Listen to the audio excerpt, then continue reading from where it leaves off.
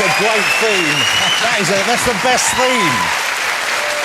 Thank you, sir. Sit yourself down. Wow. What a... Can I just say, that was a fascinating interview.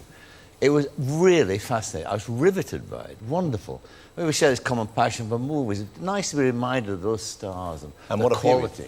Yeah. Well, hold on. What's going on there? You're barking up the wrong tree there, love. But you think about, you know...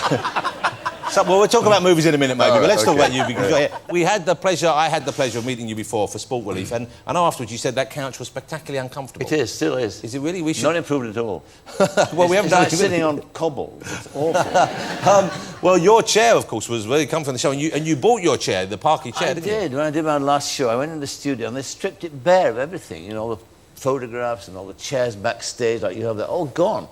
I said, I like working in this kind of isolation ward, something that's being knocked down, reduced. And I really got the ump about that. And I walked on and sat in the chair, and I thought, they'll take this as well unless I nick it. They won't let me nick it. I bought it for £2,000, so... £2,000? £2,000, God, yeah. I saw you and coming. then they did see me coming up.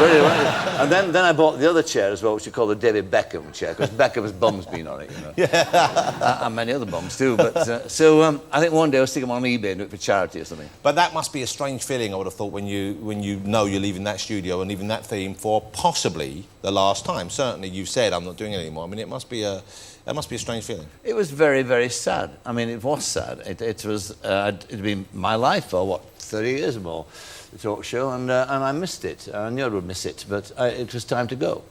You know, there's too much competition nowadays. No. I don't think that was the reason, was it? I mean, it wasn't really... There were other shows. I think it was a mixture of things. I'd actually grown, if I'm frank, a little bit tired of doing it, basically. And also, too, you know, television had changed. The people who run television have changed, too. And having been in the business for about 50 years, you inevitably will come to the conclusion that things that aren't like they used to be. It's no good arguing with that at all. That's the way it is.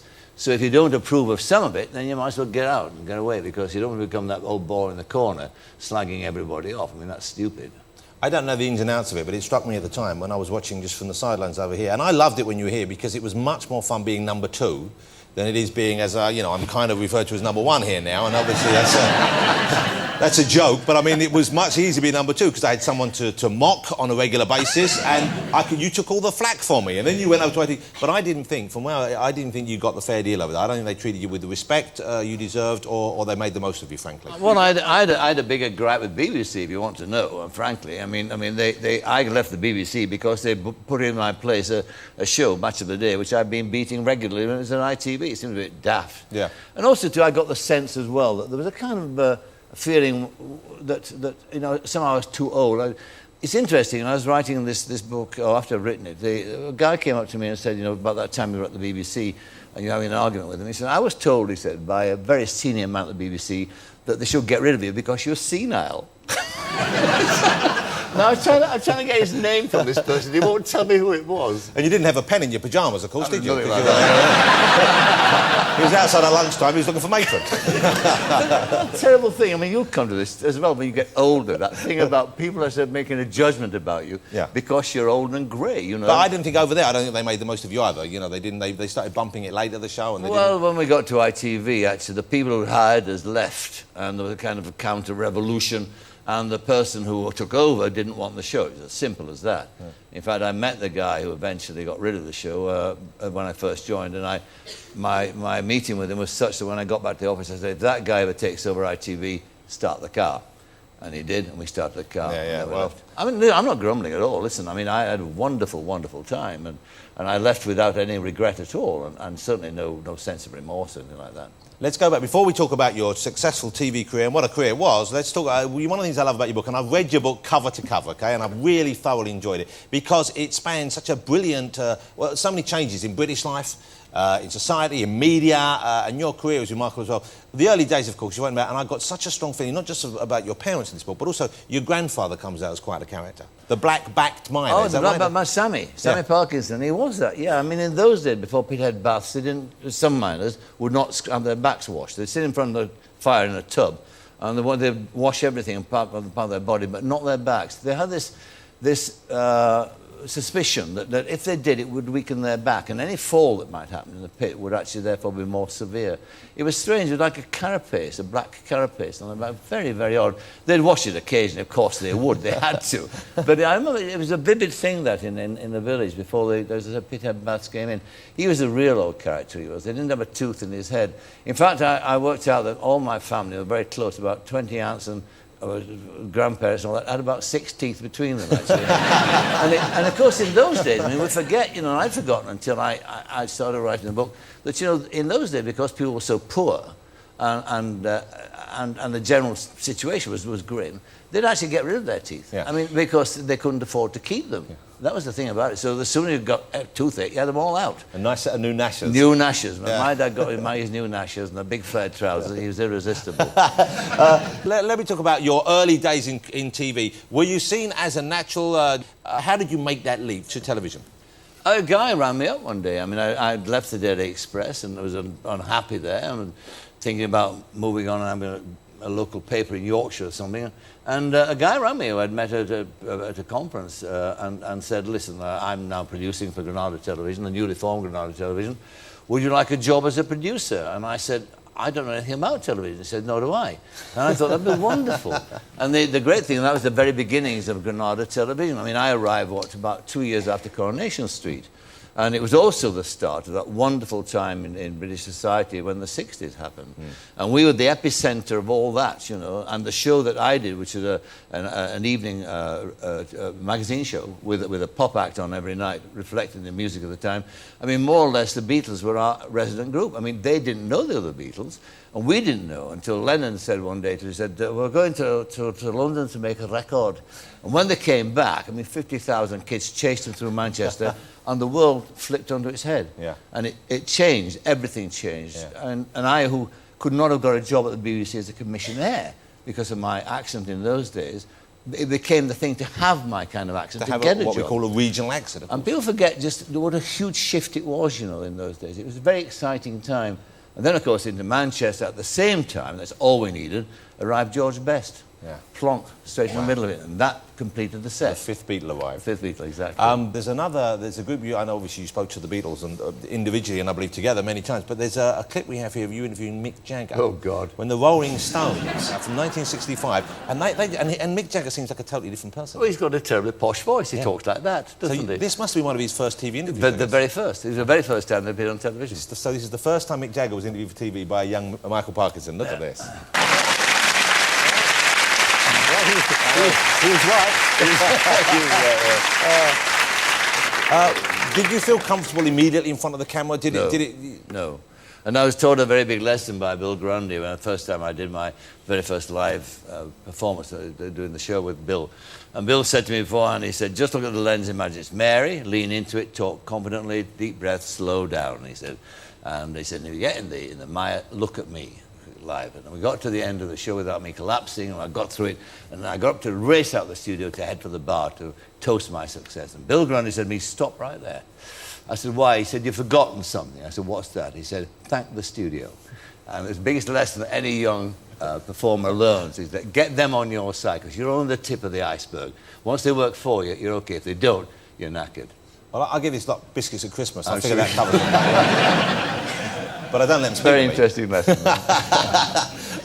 Your favourite guest, the best people you spoke to, the conversations you most remember, and I guess they might not necessarily be the biggest names, but which are the ones that you look back with either pride or just joy? Orson Welles, because I like you, I shared that love of Kane, and he influenced me greatly as a young man, a young cinema goer. But to interview him was not just because he was a colossus, but because he's an exceedingly interesting and fascinating man who could speak for an hour without using a cliche at all. And one of my other favourites was a wonderful woman called Catherine Bramwell Booth, who was a 96-year-old major in the Salvation Army and who was utterly, utterly brilliant.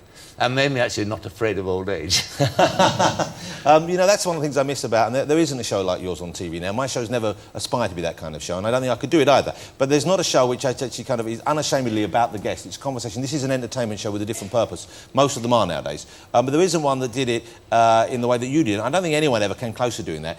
Do you think that we will have another show like that again? I think there might be, because I don't think that the public have lost appetite for it. I think the people who make television decisions nowadays, the bosses, they've decided that that's the way it should go. That's not necessarily to say that the public want it that way. I think there'll always be room on television, please God, for conversation, for the guy just asking the question and asking another one and getting something from people. I mean, as I said, I thought that interview that you did with Fagan was fascinating, really fascinating. Well, that's because I'm a very good host. Well, no, you're actually a very good interviewer. When you want to be, you're a wonderful interviewer. I feel slightly embarrassed now. It's true. Oh, that's very kind of you. That's very kind of you. But Michael, you know as well as I do, when you have a great guest, the job is easy. And you're fascinated by the subject too, and it's wonderful. Yeah, it's when I made Alan sound good. That's when I was really That's the problem. Chopped liver. OK, let's have a look. This is some fabulous moments of Michael talking to some of the biggest names he's spoken to over the years. Have a look at this. There's some great stories there, and some great faces and looks. It's interesting, of course, we're in the middle of that, we're buried in the middle of the Meg Ryan encounter. And those kind of moments are the ones, in many ways, despite all the fabulous, successful interviews, the ones that go slightly wrong or seem a little bit fussy, they're the ones often people talk about and remember. They'd love to see the host discomforted, don't they? Like what happened that night, do you think? What was your take on it, and what did she say to you afterwards? I think she was in a bad place, as they say. She didn't... I don't know what it was. I mean, I as soon as I met her, I knew that there was something wrong, something amiss. She didn't really want to be there. And, it's a consensual thing, an interview, isn't it? Unless both people agree it. I mean, if one person doesn't want to, you might as well, she said, jack it in. She was right. Probably, I would have thought, the most famous encounter of all that you ever had on the show, the biggest guest and the most famous name, and as I said, the encounter itself that people talk about was one of your encounters with Muhammad Ali. Of course. The one where he lost his temper. Did you meet him when he was Cassius Clay, or was it always after he'd adopted the name Ali? No, always after he'd adopted the name. Interviewed him first of all 71, and then I interviewed him 3 more times till 82. And what again we did was chart the decline of Muhammad Ali too, sadly, because he was the most extraordinary human being I ever met. A most remarkable man, and of course the greatest prize fighter, heavyweight prize fighter, probably of all time. Yeah. And a man who you could see the changes in him, in his characters, different people, different persuasions took him one way or another. The time that they had the big row was when he was very much involved with the black Muslims. He always was, of course, but that was a particular point, and he lost his temper with me.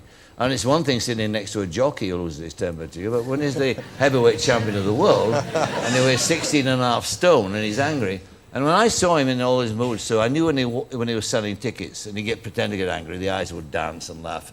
But when he got crossing me here, I mean, the eyes were hard, coal black. What about at the time? You must have known it was, even if it wasn't necessarily a comfortable moment, you must have known this was a memorable moment. Well, what I remember thinking of it, when he lost his temper because I had a book, he was talking about his relations with white people. He said he hated all white men. And I said, that's a nonsense. You work with white men. I said, look, this book here about my Bud Schulberg, a friend of yours, he's not a friend, he's an acquaintance. He said, anyway, this book, he says that you, Muhammad Ali, have got more white friends than any other black athlete he ever knew. And I went like that. And he thought, he's going to say, read it. And I knew he's semi-literate. I knew he couldn't do that. I wouldn't have embarrassed him that way. But because of that, he kind of reared up, showed the fangs, and away he went. And I mean, for 15 minutes, the nicest thing he called me was honky. That was the nicest thing he called me. And he lost his temper. What I thought at the time was, while not fearing for my own safety, not much, was that he was showing a side of him to the British public that they'd not seen before. In America, he divided opinion from the very beginning. Yes. Those who hated him, though here, he was universally adored. Yeah. What he was saying was actually racist. And I thought then, don't do it. We love you too much. Don't do that. You know? It was really sad. Let's have a look. This is Sir Michael Parkinson back with Muhammad Ali. You kind of patched that up. I mean, did you mention it the next time you met? Did it hang between you, or did you clear the air? It did. It sort of. I mean, he was much more wary next time I did him. But the last time I interviewed him, which was my favourite interview, was in 81, 82. And there was a very kind of autumnal feel to that interview because we both danced around each other. We fought each other 3 times, and that was it. Sit back and relax on this one. And it was sadly, it was the last interview before his before his sad decline into that which has robbed him of his personality now and robbed him of his power and robbed him of his beauty. And, you know, boxing did that to him. Well, what remarkable experiences you've had there, what remarkable television you've created for us, so thank you. I must admit, a few years ago I didn't think I'd be saying this, but I'm saying this to you now. Do you not feel that you're denying us something by not doing this? And would you be tempted back if the BBC said, Michael, we want you to do some specials, we want to do some more interviews, would you be tempted, would you accept? Oh, if it asked me to do specials, I'd be very interested in that. Indeed, I'm working on a couple of things to do with growing old in Britain, or which the BBC might do next year. But no, I wouldn't do the talk show again. I mean, not as we're doing it now. I've done that, been there, and all that, and I enjoyed it immensely. And I wouldn't want to be in a situation where I actually might not enjoy it as much as I did, and that might well happen. I'm too old to recover from that kind of disappointment, if ever it did. Well, that's a noble enough reason for not carrying on, but I do hope we see you more on our TVs. Michael, how lovely to have you. Thank you so much for coming on. I have thoroughly enjoyed the book, and I don't always bother reading the books of guests on the show. But in your case, I absolutely made an exception because it was a joy from start to finish. I recommend you get a copy, if not for yourself, then for someone else this Christmas. Ladies and gentlemen, the one and only Sir Michael Parkinson. Thank you. Thank you. You can leave, unless you want to stay for this, but I think you probably want to go and see it. Thank you, sir. It was fantastic. Thank you so much. Sir Michael Parkinson.